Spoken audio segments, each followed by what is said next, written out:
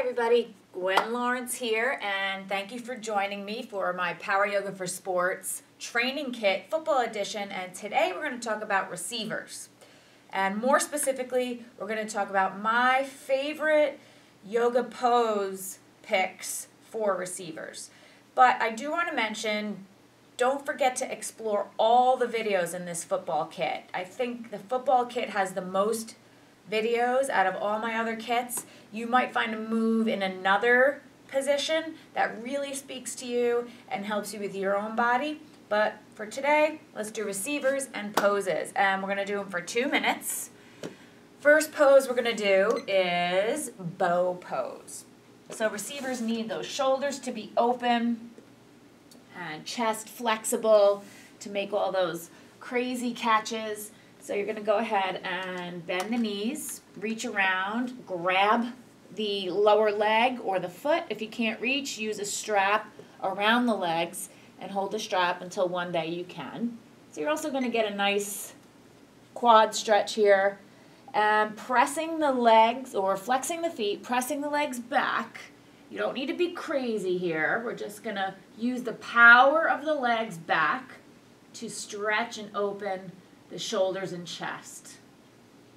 So inhale, push back a little harder, lift a little higher. You're also going to stretch the whole anterior spine. Get a little spinal flexion in there. The more flexible, open, and supple the back is, the less strain on the shoulder and potential injury to the shoulder. So keep pressing those legs back. You know, traditional bow, you would try to go a little higher, but we want to go to the edge of that stretch.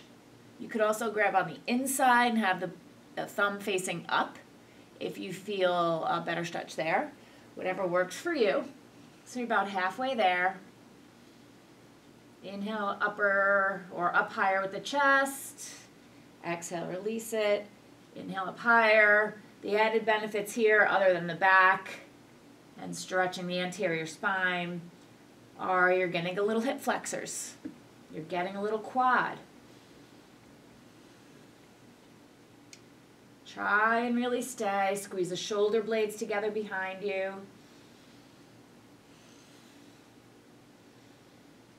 Last 20 seconds. If you can't do the whole 2 minutes in the beginning, do what you can. You could write these down, take them on the field with you, pre-game, memorize them. If it's easy for you, do longer than 2 minutes. Last few seconds. And then slowly go ahead and release all the way down. Let the legs go. Onto your hands and knees for pose 2. And we're going to go into puppy pose, or sometimes it's called melting heart. So hips from the side view, as you can see, are right over my knees. They stay there. Don't bring the hips with you. Keep them there. Walk your hands out. And then melt the head to the floor. Palms are flat and glued to the floor, and you pull back without moving the hands back. Pull back and feel that nice stretch in the shoulders, trying to get the chest lower and lower. If your head doesn't reach the floor, use a block. And now just take these 2 minutes to exaggerate the breath and stretch the shoulders.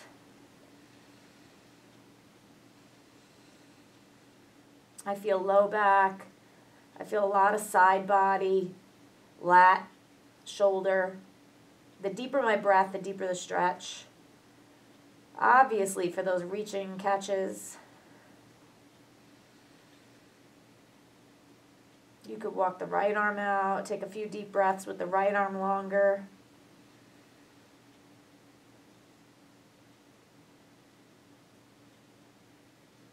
And then go ahead and switch. The left arm reaches maybe a ½ inch further. Breathing in and out through your nose, deep down into the belly. Even the arms out. Stay here for the rest. When you're doing this, if you feel any impingement in the shoulder, feel free to have the shoulders out or the hands out wider. That might help. everyone's shoulder structure is different on the inside. So you want to make sure you're not feeling pinchy or impinged.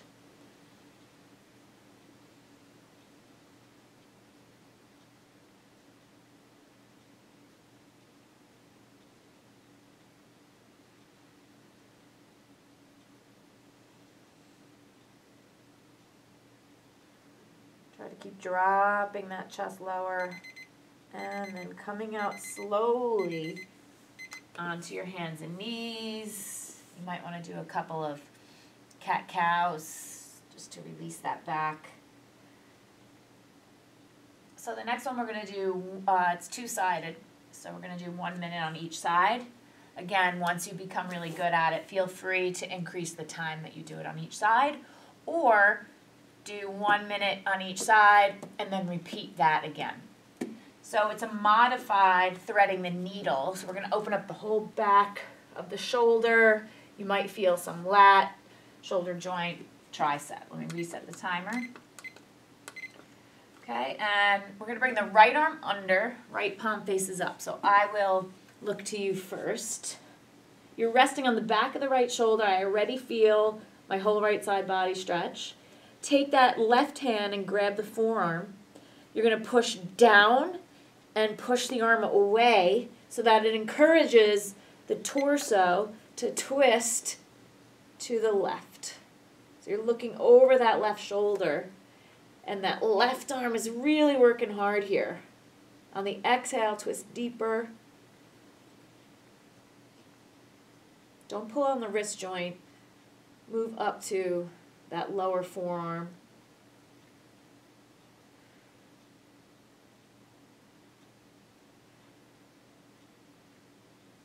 Some people do that pushing into the floor, but I don't think it's as good of a stretch in the back of the right arm because you pushing the arm down and out encourages a deeper stretch in the back of the shoulder. I feel it all the way down to my hip. Try to get the chin to look over the shoulder, so you're getting a neck stretch here too, which is important while you're tracking the ball.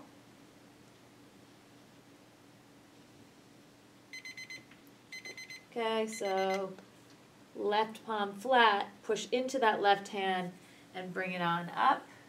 Let's try the other side. Back of the left shoulder, back or left side of the head. Right hand is going to do the push down and away. Okay? I'm facing away, so I want to get to that instruction before I turn my back on you. So I notice right away that I'm not as good turning here.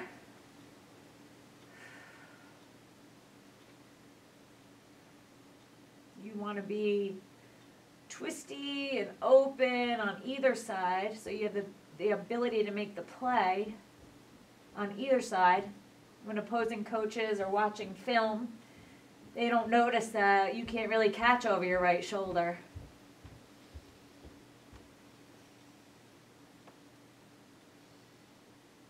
Keep pushing down and away, deepen that breath.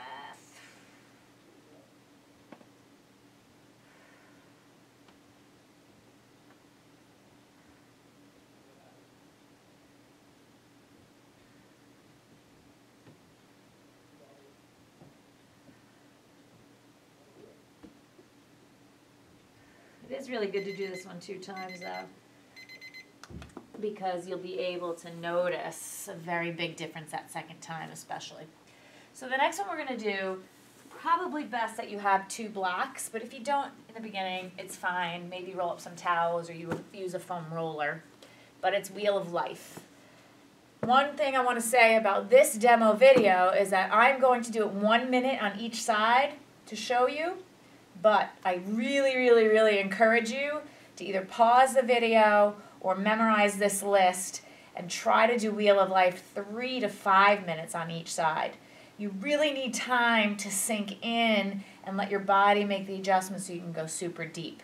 We're going to open the neck, the spinal twist. You're going to feel it in your hip, working the breath, mental toughness. Sitting on your right butt cheek, okay? Your left knee is up against your right foot. And your hands are going to go to the right. You're going to go as far as you can. I'm going to go this way so you can see a little bit better. Till you can't go anymore. Make sure you're fully extended, that you're not slumped over because you won't get the best rotation. So really elongated. And then you're going to bring the chest and belly probably to a block initially. Eventually it'll be all the way down to the floor. And you're going to bring your left ear down. Okay, go ahead and start. Your right palm is going to be flat like a push-up. And that is what's going to work during this pose. Your left arm will reach out. So every exhale, push into that right hand and try to steering wheel the whole left side body around so there's less strain on the neck and you get a really nice opening. Okay, so going down.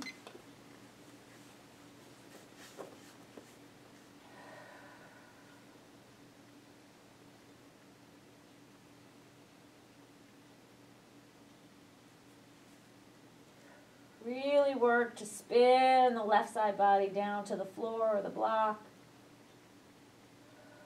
Soften the belly so you get a good twist.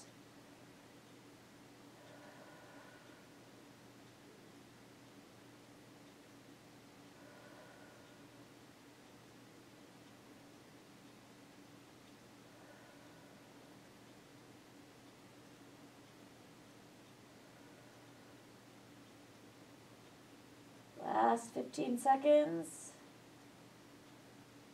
Push, push. Spin. Get that torque. When you're done, turn your head the other way. Both palms flat like a push-up. Use the arm strength to come on up. And let's try the other side. So we're going to switch it up. I'll go on a different angle maybe so you can see. We're going to have the right knee up against the left foot now. Really tall body. Hands to the left. Get length, get length, get length. Inhale, exhale, chest to the block. Right ear to the block. The left elbow is bent this time. That's what does the work for you. So pushing into that left hand. Spinning the right side body around.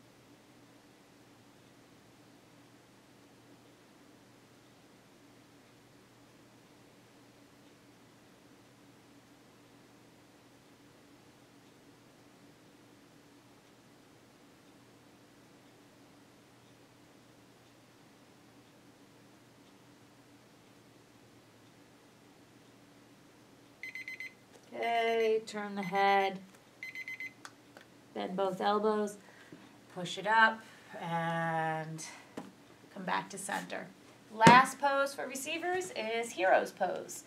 Want to make sure those knees are safe and strong and flexible. So hero's pose level 1 is just coming back to kneeling. If you've had surgery on the knees, you have pins, plates, screws, or staples in the knees, you could put a rolled up mat behind the knees or a towel so that you don't go too deep in flexion. Okay, if this is easy for you, start to separate the feet, put a towel or a yoga block under there.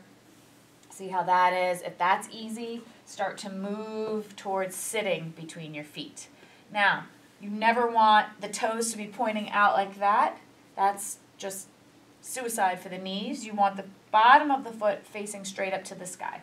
You could take some more blocks with you, and you can find a way to go ahead and recline, maybe to your hands, maybe to your forearms, maybe to the blocks, and get a really good quad stretch, tucking the tailbone, get some hip flexors. I like to have the blocks here rather than going flat on the floor if that's a possibility for you, because now I have the opportunity to get more extension in the back and more opening in the chest, which you wouldn't have if you went flat on the floor. So this is probably going to end up being a comfort pose for you.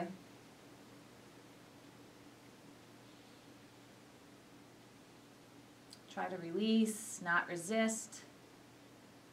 Let go. Deep holds. Remember, you can do these shorter if they're too hard or you don't have time.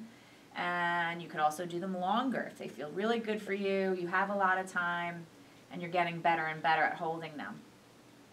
Never really have to go more than 4 or 5 minutes though in each pose.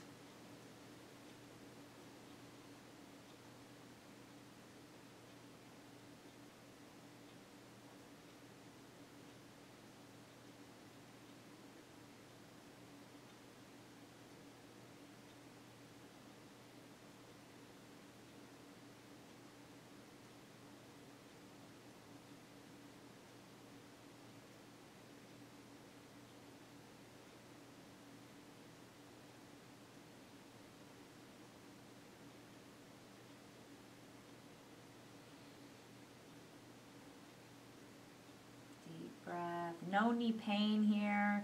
You just want to feel the stretchy quads. You probably will even feel ankles, top of the foot, especially for those of you that have tight ankles and the foot is not getting flat. You'll probably feel that before you even feel quads. So to come up, scoot the elbows under, walk yourself up nice and slow. You might have to be still for a moment, onto your hands and knees, and then give yourself a second or two to just stretch the leg back and realign the knees. Make the knees happy again. All right, so there you have it. Those are my top yoga poses for receivers in football. Remember, check out all the other videos. Do this 2 to 3 times a week if you have time. And just to review, we had bow, puppy, modified thread the needle, wheel of life, and hero's pose. Do your best, be great, and I'll see you next time.